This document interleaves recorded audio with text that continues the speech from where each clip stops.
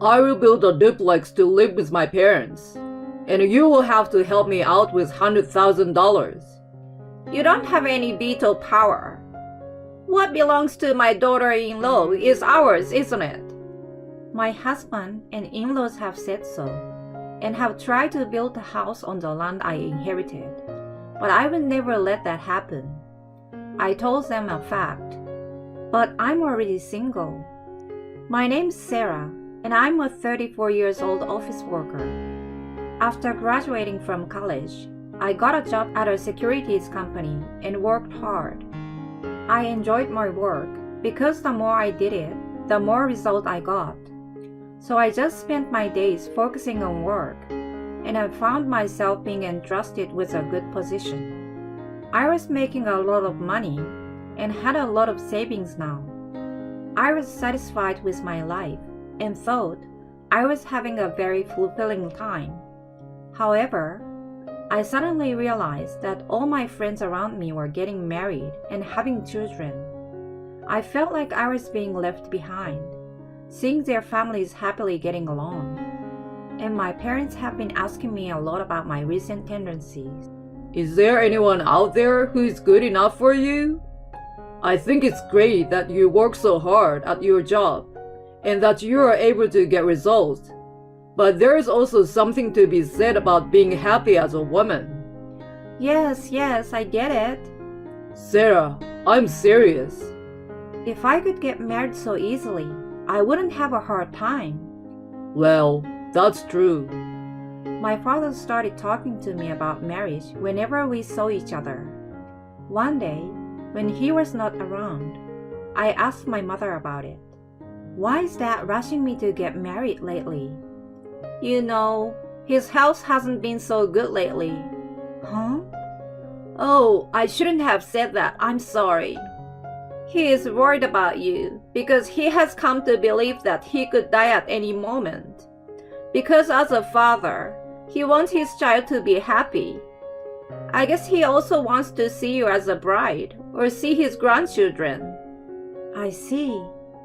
I was surprised because I didn't know my father had such circumstances. And I strongly wanted to get married and show my father and mother how happy I am. However, as I had been devoting myself to my work without much attention to my love life, I didn't know how to find new encounters. Where do people find their partners? When I was wondering this, a friend of mine suggested I attend a blind date party. I had never been on a blind date before, but I thought it would be an experience and decided to attend. It seemed like I would never meet anyone if I didn't make an active move like that.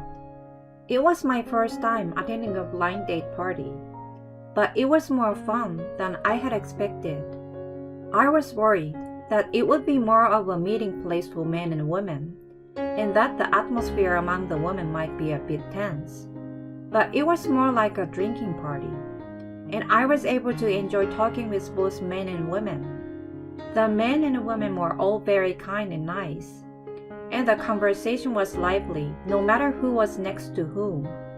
Then, we all exchanged contact information with each other, and one of the men contacted me individually. That was Jason. Jason was 29 years old, 5 years younger than me. I think he was the youngest of all the participants at the party. He was also good looking and was very popular among the other women.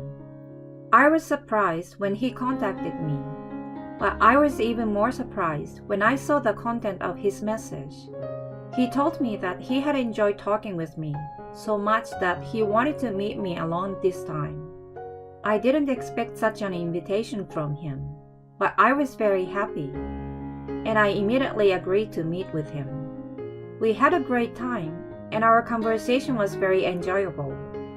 After a few more dates, he asked me to go out with him, and that he thinks about marrying me later. We then decided to start dating. Our relationship was fine, and in no time at all, 6 months had passed. Then one day, Jason said he had something important to discuss and invited me out to dinner. I suddenly became concerned that it might be a breakup. I wondered if I had made him feel uncomfortable or bored because of the age difference between us. I was very scared, but I gathered up my courage and went to the restaurant where I was to meet him. And I was having dinner with him anyway, but I was not in the mood. The meal seems to be the same as before, but I still hadn't heard what the important thing was. Will he talk about a breakup after this meal? Is this the last supper we will take together? If so, I forgot to taste it. I was thinking about that and didn't realize I was being called by name. Sarah, are you listening? Oh, I'm sorry. I'm about to tell you something important, so please listen to me. I knew he was about to tell me something important, and I braced myself. Then he said, Sarah, will you marry me? Let's have a life together from now on. For a moment I did not understand what he was saying. Then finally, after some delay, I understood it in my head. What? Marriage? Seeing my surprise, he anxiously asked me if I would reject. No. I was just a little surprised. I took a deep breath, looked Jason straight in the eye, and replied, I'm very happy to be together with you. Jason looked very happy when I accepted his proposal. I couldn't stop smiling. I had not expected a marriage proposal in such a short period of 6 months of our relationship. So I thought he was completely on the break track. And since I was in such a state, the proposal made me many times happier. Then we reported our marriage to each other's parents. My father and mother were very happy and congratulated us many times. After the wedding greetings and the meeting of both families, we were successfully married. Many of my friends and colleagues congratulated us at the wedding, and I felt my happiness growing. Then, we went on our honeymoon and started our life as husband and wife. My honeymoon with my husband was very happy. I was surprised at how happy I was just to be with the person I loved all the time. Sarah, welcome home. Dinner is ready. Oh, thank you. My husband always finishes work earlier than me and arrives home before me, and he prepares dinner for me. I used to prepare dinner by myself after coming home from work after a long day of work, and I'm extremely grateful to him for doing that. Thanks to my husband's hard work, I'm able to focus even more on my work. As I ate my husband's home-cooked meals, I felt deeply happy that I had married him. I was able to fulfill one of my filial piety by showing my father how I got to be a bride, and living with my partner was definitely the happiest time of my life. However, I would later come to regret that this marriage was a mistake. The first signs of this began to appear about 6 months after our marriage.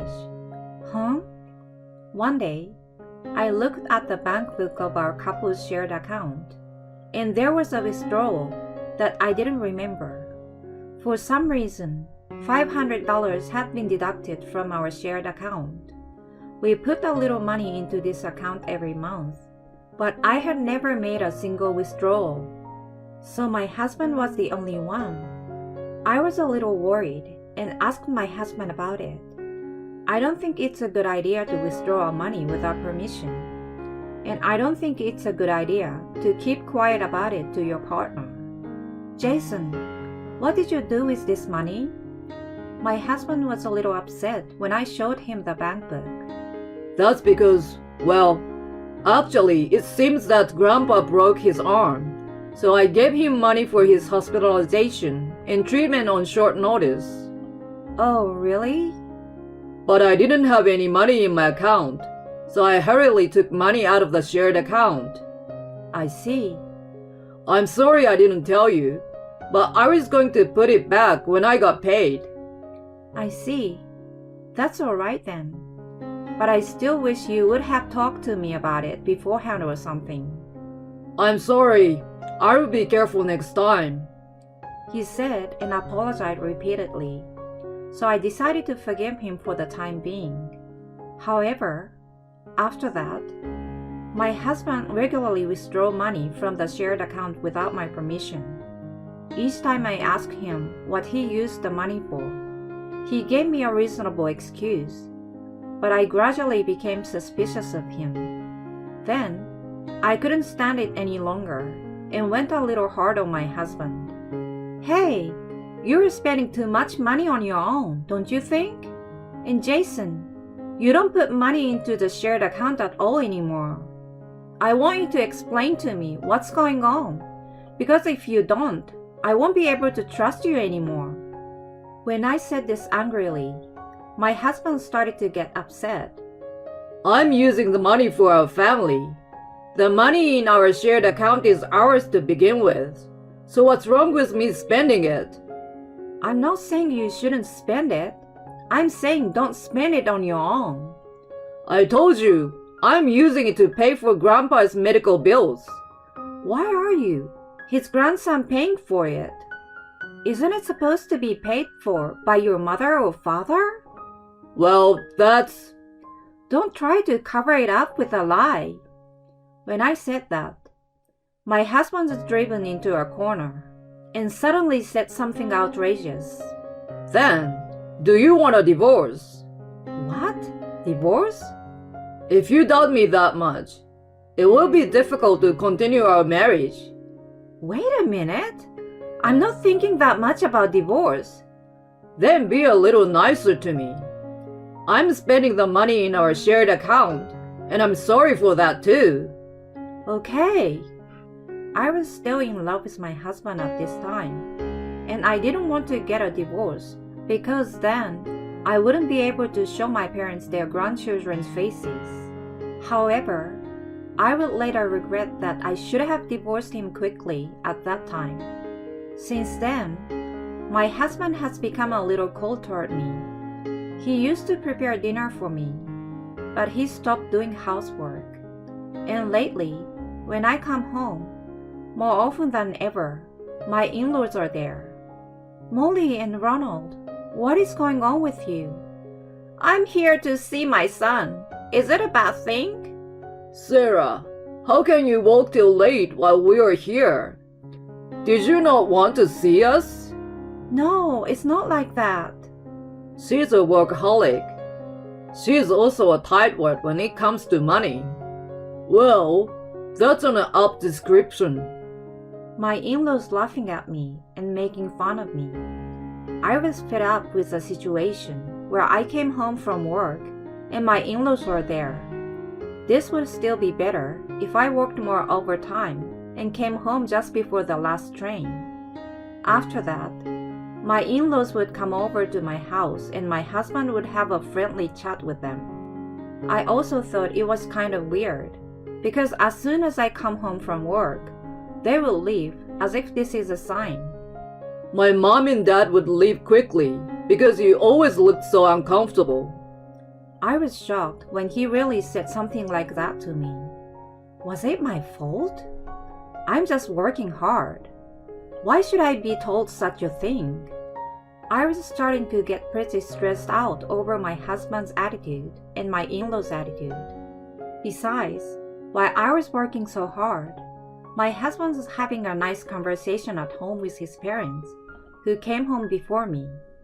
Just thinking about that made me feel really angry. Furthermore, since I'm currently paying for all of our living expenses, I'm also responsible for the utilities and food that my in-laws spend when they are at our home relaxing on their own. There were many things that I didn't agree with, and I was beginning to wonder if I should continue living this marriage life. Then, an event occurred that gnawed at my heart. It was the death of my father. My father suddenly collapsed from acute heart failure and passed away. It was so sudden that my mind went blank. Even when I saw him in the hospital with a white cloth over his face, I still couldn't believe that he had passed away. I couldn't show him his grandchildren, and my mother and I were saddened. I had heard that he had been in good condition recently, even though his health had been getting worse. Then, I was suddenly told that he had passed away, and my emotions were not able to catch up. But despite of my grief, I knew that I had to make sure my father's funeral was held properly. I hurriedly made arrangements in preparation for the funeral, and somehow managed to hold my father's funeral without incident. Then, afterward, the lawyer explained to me about the inheritance. He told me that my father had made a will in preparation for the eventuality of his death when he became ill. In his will, my father left me and my mother a share of his savings, and I was to inherit the land of my parents' house. I wasn't that concerned about the inheritance, but my husband and in-laws, not me, were extremely agitated about the inheritance. Sarah, is it true that you inherited the land? Yes, that's right. That's great. Then let's build a house. Why? Because you inherited the land. Then let's tear down your stale parents' house and build a new one. And we'll make it a duplex and live with my mom and dad. Wait, what are you talking about? I'm not going to do that. The land is mine, but my mother still lives in the house. Why don't you just say something nice and ask her to move somewhere else? Don't be silly. There's no way I could do such a terrible thing. What the hell? We are a couple. You could at least listen to me a little bit. Every single time you ask me for something, it's too much. I'm not asking you to do anything unreasonable. Living with my parents and building a new house, those are two things I'm asking for. Nothing too hard. I'm saying that's unreasonable. I didn't think my husband could be this difficult to talk to. But I would never let him build a house. I had thought of various countermeasures, but my husband was tougher than I had expected. He brought his parents to our house every day and told me that he was going to build a two-family house with the three of them. They also showed me materials they had obtained from a real estate agent and seems to be steadily preparing to build a house. Then, perhaps out of frustration, his attitude toward me became stricter and stricter. Come on, we are asking you to build a house so many times. Just get on with it and start getting the house ready to be built. You are too slow to act. No, I don't approve. I don't care what you approve or disapprove of. You married Jason. You do what he says. It's really hard for me to keep listening to them yell at me like this when I come home tired from work. But I don't leave it at that. I'm secretly making preparations. Then one day, my husband and in-laws must have gotten impatient because they tried to subdue me by raising their voices and looking even scarier than usual. I'm going to build a two-family house to live with my parents, and I want you to help me with $100,000. You don't have any veto power. We are already on the verge of moving forward with a real estate agent. What belongs to my daughter-in-law is ours, isn't it? My husband and in-laws have said so, and have tried to build a house on the land I inherited.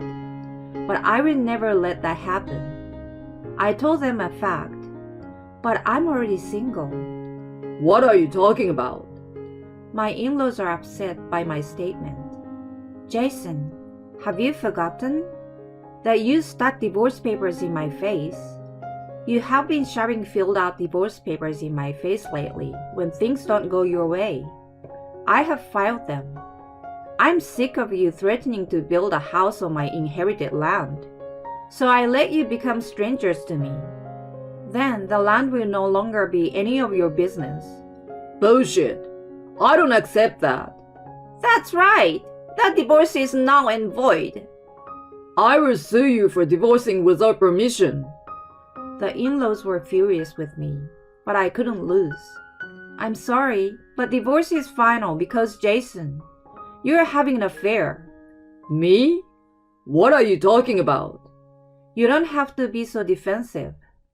I had the credit agency investigate, and I got a bunch of pictures of you bringing a woman into my house during the day. I also found out that you quit your job without my knowledge. No wonder you've been spending all the money on the shared account. But I'm going to make you pay for it. I'm going to make sure you pay alimony for the affair. My husband and my in-laws became pale and lost their words. For now, can you just pack up your stuff and leave? This apartment is rented in my name. If you continue to stay here, I will call the police. Wait a minute. Police? From my point of view, it's more disturbing to have strangers in my house. I said that and took my phone and made it easy to understand. Let's see, it was 911. I said. Then my husband and in-laws rushed out of the house. I immediately locked the door. After that, I filed a claim for alimony against my husband and the adulterer through a lawyer. I also canceled the apartment I was living in with my husband, and I returned to my parents' house and started living with my mother. Then, I rebuilt my parents' house with the inheritance I received from my father and the money I had saved. The house was made barrier-free so that it would be easy for my mother to live in even if she became old and her legs and hips deteriorated. And the other rooms were also made new and comfortable for her. My mother was very happy with the new house, and I was also happy to see her like that. By the way, my ex-husband and in-laws are now spending their days in a state of isolation, not being taken seriously by anyone around them. They had been bragging to the neighbors that they were going to build a new two-family house, but as a result, they were abandoned by me. There was no more talk about the new house.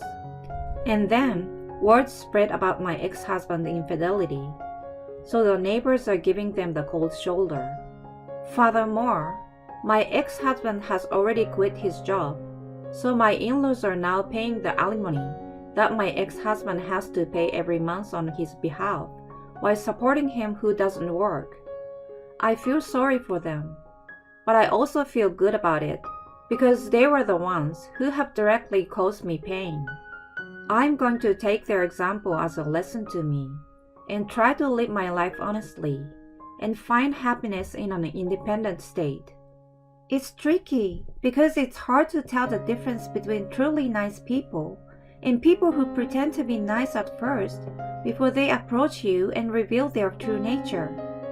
I thought it was wonderful that Sarah was resolute in talking back to her in-laws. It's also great that she hired a credit agency to uncover her husband's infidelity. Now that you were able to cut off the troublesome people, I hope you can meet a wonderful man this time and have a new happy marriage. I wish Sarah all the best for the rest of her life and all the happiness in the world.